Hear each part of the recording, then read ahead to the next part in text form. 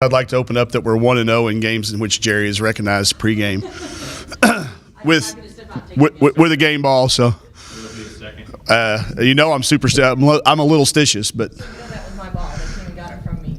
Yeah, we tricked you. Yeah, it was awesome. Yeah. Okay, Coach. 1-0 in the postseason here at Arkansas to start. Your team's used to quick turnarounds, but this is a quick turnaround against a new opponent. So what do you and the coaching staff do to get ready? We're going to go to a movie and eat some Olive Garden. I don't think there's any chance we'd get anything good done in practice on the practice floor today. We're going to watch a little film. This is a 26-win team we're getting ready to face, so they're used to winning. Very balanced. It's going to take our mental effort today and physical effort tomorrow. So we'll recover today and then turn out. We have been having quick turnarounds, so we'll be okay with a one-day prep. I don't think we could have done it if we tried to practice and spread it out over 2 days.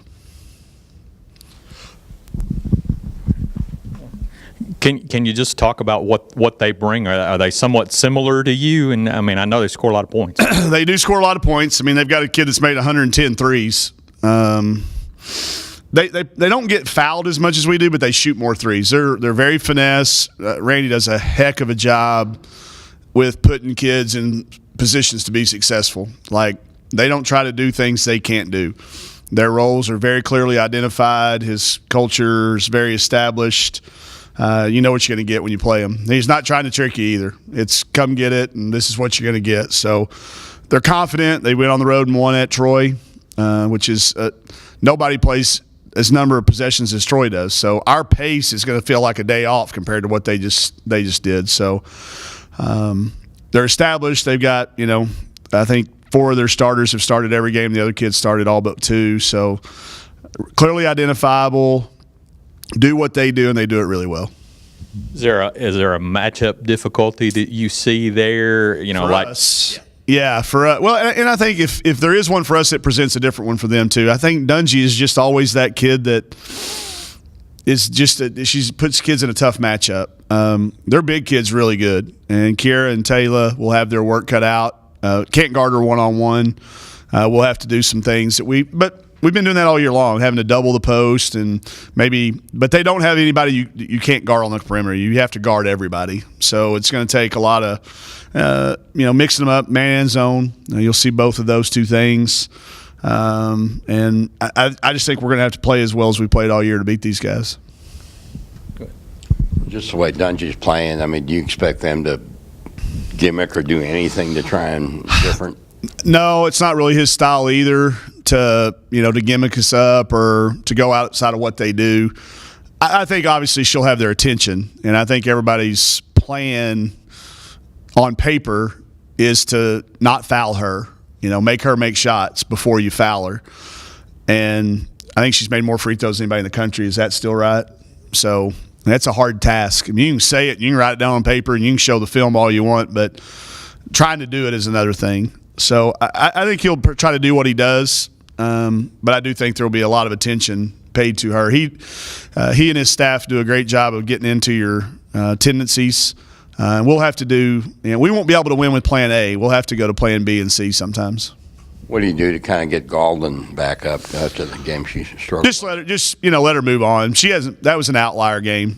We call them Space Jam games. If you remember that movie Space Jam, there's when the Monstars come down and take over the people's body. She had a Monstar game, and she'll be okay. But it's important that we get her going. It's we're at our best when Mal can play, with 8 to 10 minutes rest, and we've been playing those two kids together about 4 or 5 minutes, and that makes us really, really tough to guard off the bounce. So she'll be fine. She had her Space Jam game, and I think she'll be back in practice, ready to go. You talk about, lots is made about Chelsea getting to the foul line. Yeah.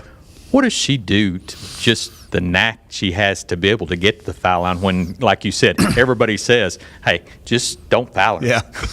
Well, it's about giving your defense disinformation. She's so good at giving them – they think this is happening when this other stuff's really happening. She's really good. This offhand, she's like a magician. This offhand is over here getting you to look at it, and she's gone this way or this hand, and she's incredibly difficult to officiate. We have to do it every day in practice. And believe me, when I've got that whistle in my mouth, the other team is always mad at me. And I always come back with, guys, you think you're mad at me? She made more free throws than anybody in the country. So they get used to it. But she's incredibly hard because she gives the defense a lot of disinformation. And now that she is in the shape that she's in, her first step is deceptively quick.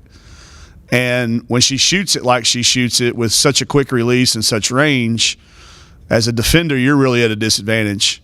Then you get the other kids surrounded, Mason shooting it like she's been shooting it. If you can look at the overall stats, which I think are a telling, to use the term that's been popular lately, the body of work. But I mean, you look, she's shooting almost 60% from the 3-point line in her last 5 games. So you got to guard her. And the job that Kiara Williams did last night, when you go back and you rewatch that film, we laid it in 3 times after a made basket with 27 seconds on the shot clock. That's 3-second transition from getting it out of the net into Mal's hands and up the floor, or one time it was Jalen's. That is crushing to another defender. And so she had a tremendous game last night. If Chelsea hadn't had the night she had, then Kiara Williams is, MVP. I say she had 5. I didn't realize this last night, but 5 shot blocks to go with everything. She has proven me wrong. I didn't realize she had such good timing when I got here, and I'm a wall up defender. Let's not try to block shots, and we've completely changed that with her. As long as she can get into the second quarter without fouling. She used to get in foul trouble too much. She never could stay on the floor. So we kind of got an understanding that if you can get through that first or second quarter without having fouls, you can try to block any shot you want. And I think she's in the top 5 or 10 in the SEC in shot blocks. And you look at who's ahead of her, and they're all 6'4", 6'5", 6'8", 6. I mean, they're people you would think are shot blockers. So she's just been, and then the production that we get between her and Taylor combined, is better than most individual post players around the country. Just reviewing again, just the Tennessee thing, do you feel was no factor last night at all? No, I think, you mean for us? No, I think there was a little sting still. I didn't try to talk our kids off of that. I really didn't, and maybe that was a mistake, but I want them to be mad about it. I want them to remember that when we're lifting weights this summer. And I want them to remind those freshmen when they get on campus how bad Monday sucked. That was a hard day, and I don't want to just say, forget about it, because you can't. When you're that close and you just keep hearing it over and over and over and seeing it, and I don't want them to forget it. I want them to remember it and sear it into their minds so that this summer when Coach Barber's got them in the weight room, he can use that to their motivation. They can express it to those freshmen when they get on campus that we don't want to leave any doubt when it comes this time next year. And we can go back, and we've done it. If we win the Kentucky game, we're in the tournament. That was a 1.8 second. If we get a stop there, we're in the tournament.